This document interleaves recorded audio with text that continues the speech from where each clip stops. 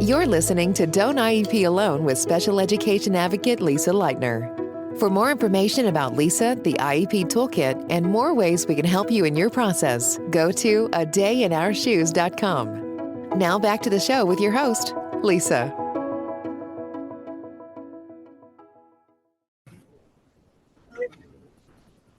Hello and welcome. I'm Lisa Lightner. Welcome to Don't IEP Alone, which is my simple little podcast about IEPs. So something that's been bothering me. I don't know. Maybe I overthink things. That's what I do. But I had reason to go to Atlantic City recently and spend the weekend there. My other son, my non-disabled child, had a basketball tournament. And so we stayed downtown, right by the convention center, right by the outlets, right there where the ACE ends, if you're familiar with the area. And the way our schedule worked out was that we had a big chunk of time Saturday morning. We didn't have to be anywhere until 1 or 2 o'clock. So my son wanted to go over to the convention center with his friends, his teammates, and watch games, which of course was fine. I did not want to do that. I watch an awful lot of basketball, and I'm not that interested in watching people who I don't know play basketball. So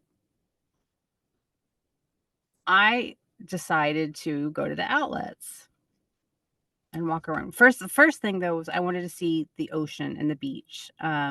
If you live in this area, it's just kind of a thing where we go to the beach all the time, or the shore, depending on where you live, what you call it.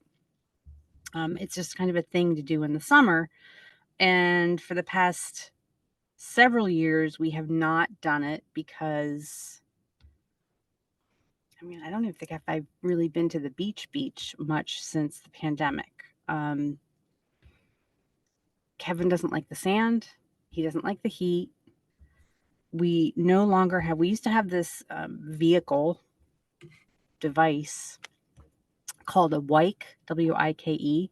I absolutely recommend it highly. If you don't know what one is, look it up if your child is smaller. Because Kevin outgrew his WIKE. I forget what the maximum weight and height is on it, but he just, his legs are too long and he didn't fit in anymore, and he was too heavy, and so it would sag down. But we loved the WIKE for getting him across the sand, so we could get him across the cushy sand and onto the flat part. He doesn't mind the flat part, but the sand, he's not having it.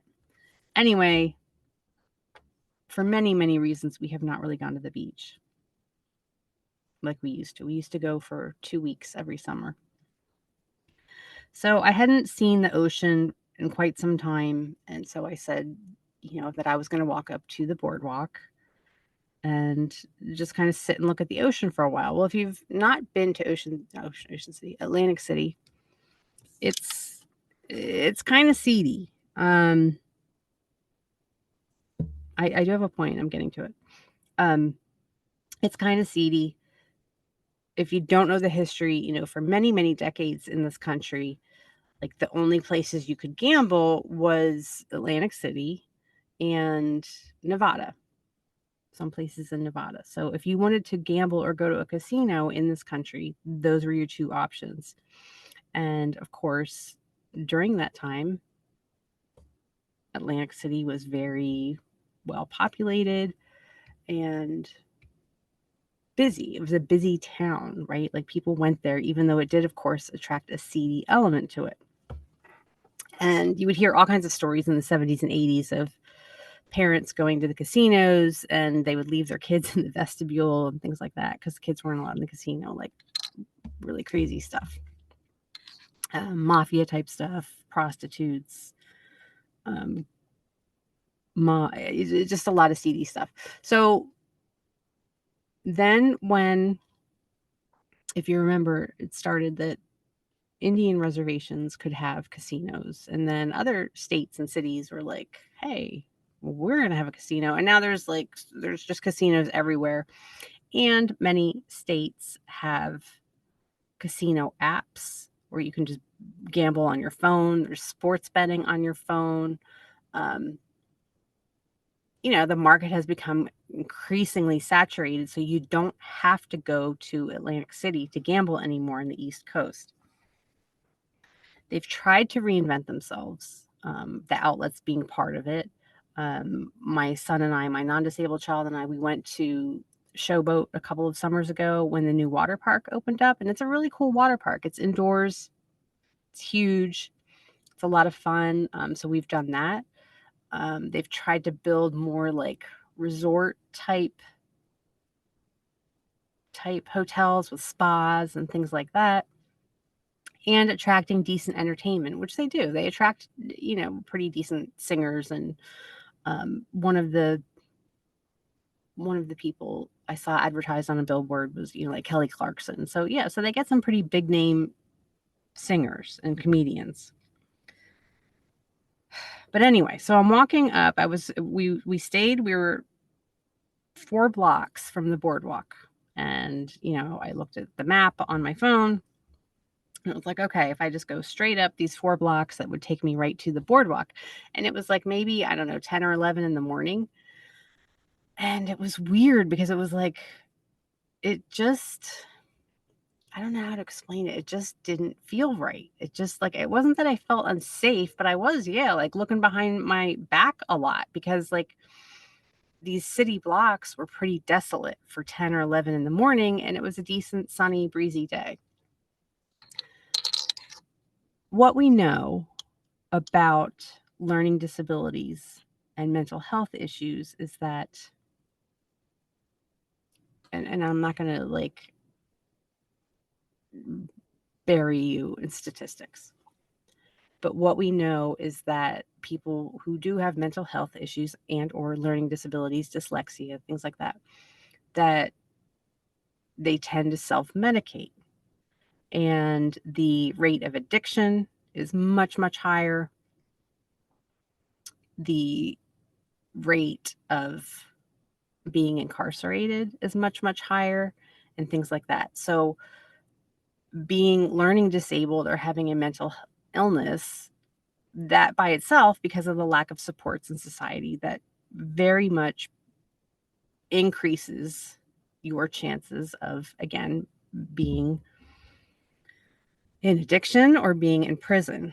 So it's just kind of one of those things, like when I see people, like I saw this older guy walking and he's just like pushing this big old shopping cart full of, I don't even know what the hell was in that shopping cart.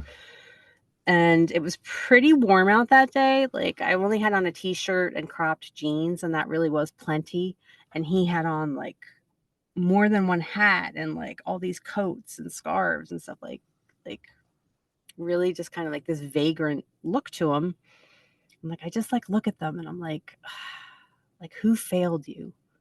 Like who failed you? Because nobody like says when they're a kid, like, this is what I want for my end goal, or this is what I hope happens to my child.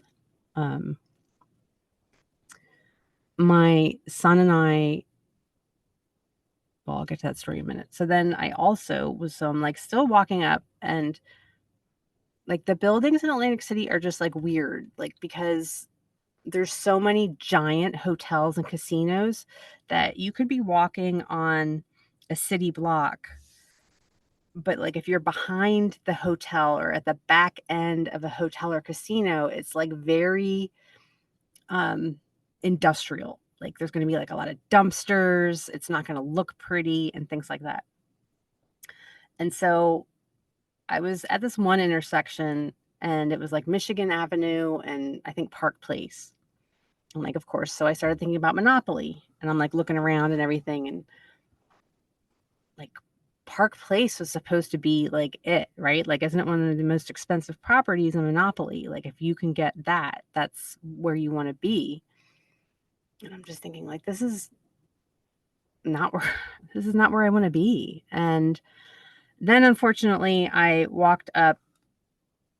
I was now like the beach block off the boardwalk, and I see this guy like huddled and there was like a stairwell with like 3 steps, and he was sitting there, and I could just see that he was literally shooting up into a vein in his ankle, right? Completely oblivious to what was going on around him, but he's like shooting up into his ankle, and he's like maybe, I don't know, 25 or 50 feet away from me. And again, I'm looking and I'm like, who failed you? Like, what happened along the way that this is where you are? And it just brought back a lot of memories, you know. So one time I was at a court hearing for one of my clients, and I was just kind of there as a character witness to discuss how the school had failed her and that she really was not being given the supports to be successful, because they wanted to send her back to juvie. And nobody gets better in juvie, right? You know that, right? That these are not rehabilitative and that most of the time they come out worse. So anyway, parents were no longer in the picture. Mom was incarcerated, dad was deceased, living with grandma. Grandma was pretty old and had diabetes and issues of her own. So I was there to argue, you know, again, that even though she had not been terribly successful out of juvie, that the school had not set her up for success, and that what we needed was more supports, and we were working on it and all that. But while I was there at the courthouse, and I live in a big county with 800,000 people, and so while I was at the courthouse, I ran into another client from a few years prior. And so mom saw me, and I just, like, when I saw her face, like, she just looked haggard, like she just looked exhausted. And the boy who was the student who was my client was sitting like maybe 10 or so feet down the bench from her. He looked, I don't know, he looked like some kind of something. And when I talked to mom, she had said that yes, he was now involved in drugs and he was making bad decisions, and he and some friends had broken into some building, and that's why they were there. But I talked to her and wished her well, but he actually had quit school, so there wasn't even, you know, I tried the best I could to get him where he needed to be, and I thought he was in a decent placement. He was in a mental health placement, a partial day program, partial hosp. But I guess it didn't work. He quit, dropped out of school, and was not on a good path. The person who I was with, not my client, but there was also my client's case manager was there with us, and she was a very good case manager, cared, empathetic, you know, very progressive, trying to help kids, stuff like that. She asked me, she said, well, how do you know them? And I said, well, they're also a former client.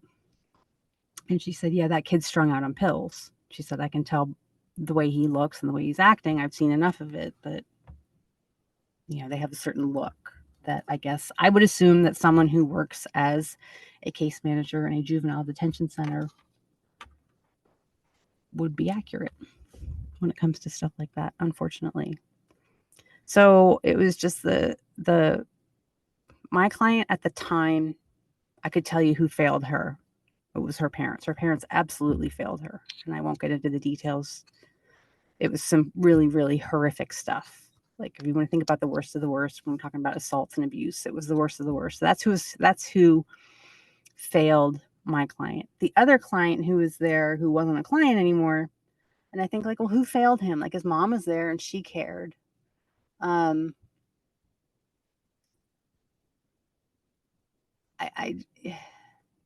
don't know. Like, how does this happen? Was it just the school that failed him, that made him think that he wasn't smart and that he wasn't worthy? Because mom didn't make him feel that way, and she was trying everything she could. So that's just kind of the stuff I think of when I'm a bleeding heart, if you haven't noticed that about me yet. But when I see folks like this. And I just think, like, who failed you? Because the school to prison pipeline is very real. The addiction pipeline is very real. And so that's just kind of what I was thinking as I was walking around Atlantic City, seeing all these social issues. And I don't understand why we don't want to address them early in life when it can be addressed. We know what works. We know what works to help these kids. We know what works to serve these kids. And we know what works to improve outcomes. And yet we let so many of them drown and end up in prison and end up on the streets, quite literally. Living on the streets. So I won't make this all depressing. I could tell you a lot more stories of clients, kids, that curl your hair. I will say that very early on in my career, for the first many years, now this hasn't happened lately, but for the very first many years, all of my clients who were teens, that I got them as clients and they were already teenagers, every single one of them was already in the juvenile justice system when I came onto the scene. And I can tell you from very personal experience and what I've witnessed is that once a child is in the juvenile justice system, it is very, very, very difficult to turn that ship around. So parents, please do whatever you can to, if you start seeing a trend, you've got to engage and you've got to start documenting and you've got to start turning this around. And it doesn't start with an arrest and going to juvie. It starts with isolation and getting suspended and being treated punitively rather than supported. And it just evolves from there until it's more suspensions. And then, let's be honest, our society makes it much easier. It is much cooler to be the bad kid than the dumb kid, right? And I'm not saying that any of our kids are dumb. They're not. They perceive themselves as dumb sometimes. If they're not supported, if they're gaslit, things like that. And it's much easier to be the cool kid who just gets into trouble all the time than the dumb kid who doesn't know how to read. So when you see things like that, if you start to see those trends, please do everything that you can in your power to turn it around. Because it's just sad to see, and our kids deserve better. They don't deserve this. Like, it's just weird to me that you can look at any kid with like ADHD or dyslexia or something like that, mental health issue, depression, anxiety, bipolar, and that we look at these kids once they're diagnosed and say, okay, well, now you have this diagnosis. Did you know that you're like 10 times more likely to do this and 50 times more likely to do that? Like, we don't accept it. We would never accept that for our non-disabled kids. Right? If I looked at my non-disabled kid and said, did you know that you have a 7-time greater chance of being in prison than your peers? Like, that's like, we need to stop accepting this and say no. Say no. We're not standing for it. It doesn't feel like we can get anywhere right now, and I acknowledge that, but we can. We really can. We have to keep fighting for these kids, because the alternative is that they're walking the streets of Atlantic City pushing a shopping cart, right? If we don't get them on the right path. So, yeah, that's kind of a weird podcast today, isn't it? I don't know. It's just been bothering me, and I don't know, maybe am I the only person who like thinks that when they see people, homeless people? And by the way, I don't do the whole unhoused thing. For a lot of reasons, with a lot of different language, I have problem with fighting over language rather than trying to solve the issue. And I feel like unhoused is just a word that it's just weird. Like, really? Like, now, no. You know what will make homeless people feel better about being unhoused? Having a home. not whether or not we've said unhoused or homeless. Pretty sure that guy I saw shooting up into his ankle does not care which word I use. So anyway, on that note, book coming out this fall. It's on sale on Barnes & Noble right now. If you go on Barnes & Noble and search Lisa Lightner, it will come up. Other than that, I hope that you are getting ready to have a fantastic summer.